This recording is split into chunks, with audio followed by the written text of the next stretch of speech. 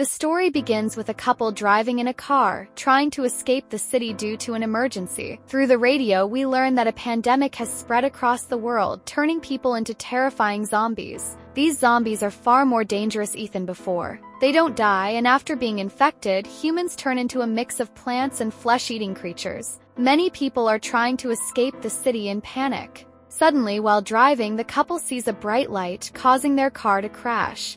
The scene cuts to Ethan waking up, but he is not in the same car where he had the accident. His wife is missing, leaving him confused. When he steps out of the car, he realizes that the world has been completely destroyed. The accident happened when the pandemic was just starting, meaning a long time has passed, but he has no memory of what happened during this time. Ethan starts looking for his wife when a man suddenly appears and points a gun at him. Before the man can shoot, someone else fires from behind, killing him. The person who saved Ethan is a woman named May. She knocks the wounded man unconscious and then approaches Ethan, asking what he is doing there. Ethan explains that he is searching for his wife, who was with him during the accident but is now missing. May asks Ethan to help her as she plans to take the unconscious man with her. Ethan also loses consciousness and wakes up in May's house. She has brought him home in her truck. May is cooking food and starts questioning Ethan about his past. Ethan doesn't remember much but recalls that he and his wife were heading toward Lakeside before the accident. He then sees old newspapers in May's house, revealing that years have passed since the world collapsed due to the pandemic. This shocks him, as to him, the accident felt like it happened just yesterday. May explains that scientists believe nature is wiping out humans to restore balance to the world. During their conversation, the electricity goes out. May goes outside to check the solar system and warns Ethan not to touch anything or go outside. However, he ignores her warning and steps outside, where he sees a small room covered in cobwebs. Inside, there is a skeleton wrapped in vines that appears to be moving, terrifying Ethan. May tells him that it's just an artificial scarecrow placed there for protection. Ethan helps May fix the solar system, and later they check the traps set for food. That night, after dinner, Ethan thanks May for her hospitality but insists that he must leave to find his wife. May convinces him to stay one more night, promising to help him search in the morning. However, Ethan is impatient. While May sleeps, he steals her truck and leaves in the middle of the night. Ethan follows his faint memories and reaches a house near Candle Lake, where he and his wife once lived. The door is locked from the inside, so he starts shouting his wife's name, Emma. When there is no response, he breaks a window and enters.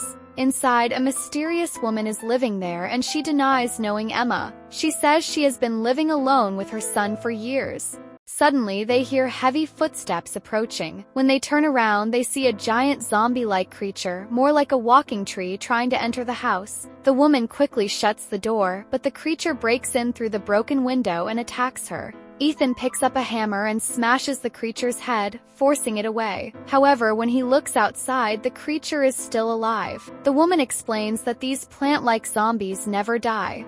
Later, Ethan goes to sleep, but when he wakes up in the morning, he finds his mouth covered in blood. To his horror, the woman and her child are brutally murdered, as if they were torn apart and eaten. Panicking, he runs outside and sees a zombie-like creature attacking a child. When Ethan approaches, the creature does not attack him but instead tries to speak. However, before it can say anything, a gunshot is heard and the creature collapses. May has arrived to rescue Ethan. As they prepare to leave, Ethan notices a bird box with a tattoo of his wife's name on it.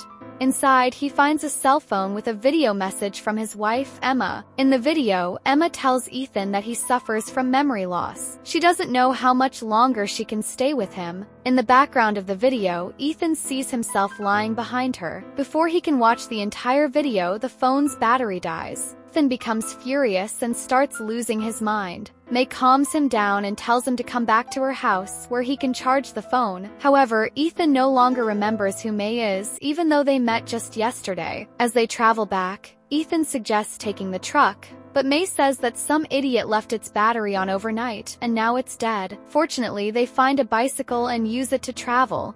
On their way, they encounter zombies fused with trees. Ethan asks May if she was ever married. May annoyingly says no, but he is dead. They stop at a gas station, which seems familiar to Ethan. Suddenly, he starts remembering something. When the pandemic started, he came here with Emma, and while saving Emma, he was bitten by a zombie at this very gas station. After that, he doesn't remember anything. They return to May's house, but May senses someone nearby. A man claiming to be innocent appears, saying he is searching for his wife and is extremely hungry. Before accepting his help, May asks Ethan to disarm him and check for weapons. The man starts chopping the wood for them while May spies on him from inside the house. She cooks food for him, but he tricks Ethan and brings another gun from his car.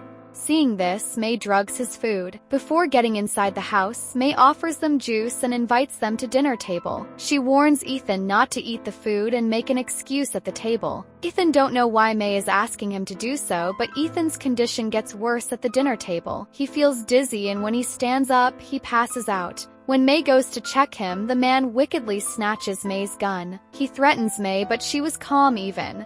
The man hits her on the face, but she knows that he cannot do much because soon he is going to be unconscious, and the man also passes out. May takes Ethan to her room. Ethan wakes up feeling better, but suddenly 2 more men break into the house. They were the man who came here a while ago. They take May hostage, believing she killed his wife, who was supposed to come here a few days ago but didn't return. Ethan tells the man about his wife, and he says maybe May killed her too. While searching the house, Ethan finds Emma's locket, proving May had something to do with her disappearance. The men also find a bag filled with personal belongings of many victims, confirming that May has killed multiple people. As they continue investigating, one of the men goes to check the backyard, where he finds his leader, whose one arm has been cut. As he runs back to inform others about this, he accidentally triggers a trap, causing an explosion that kills him. The man, realizing he is alone, tries to shoot May, but her gun has a hidden bomb. When he pulls the trigger, it explodes, killing him eventually. Now, Ethan starts feeling sick again. May tells him not worry because by the morning he will forget everything. As she predicted, Ethan wakes up remembering nothing. May asks him to accompany her for the hunt because they have run out of food. As they head outside, Ethan suddenly remembers something shocking. He remembers that he has come to this house before with Emma, and they also met the owner, who was a priest. He told them that the pandemic was caused by God as a lesson for humans.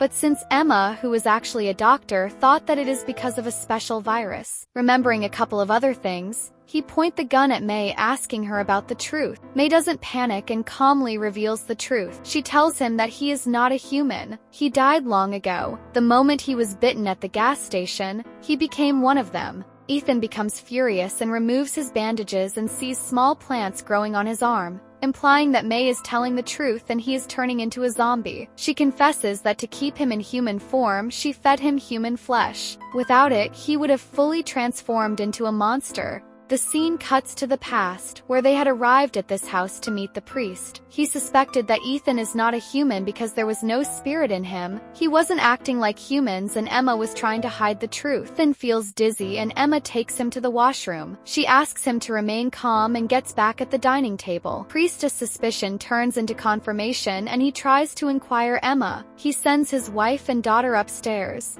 As they were going to their room, they hear strange roaring voices from the washroom. When they open the door to check, they are attacked by Ethan. Hearing his wife scream, the priest rushes to save her, but Emma immediately grabbed a knife and attacks him. She stabs him, and before the priest can do anything, she takes out her gun and shoots him. Simultaneously, Ethan kills his wife and daughter as well. Scene cuts to the present. Horrified, Ethan realizes that May is actually Emma. Because of his memory loss, he forgot her over time. Emma, now an old woman, stayed with him for years, doing horrific things just to keep him alive. He is still young because he is a zombie. Emma asks him to turn her into a zombie, but he becomes emotional and shoots himself. But since zombies don't die, he revives and starts losing his mind. Emma, tired of everything, offers herself as his final meal. Ethan devours her, but moments later, Emma revives as a zombie. She finally fulfills her wish to stay with Ethan forever as a zombie. The story ends with the two of them, now zombies, walking away together into their new undead life. I hope you liked my video. If you did, please like and share it. And if you're new to the channel, don't forget to subscribe. We keep bringing such content regularly. Peace.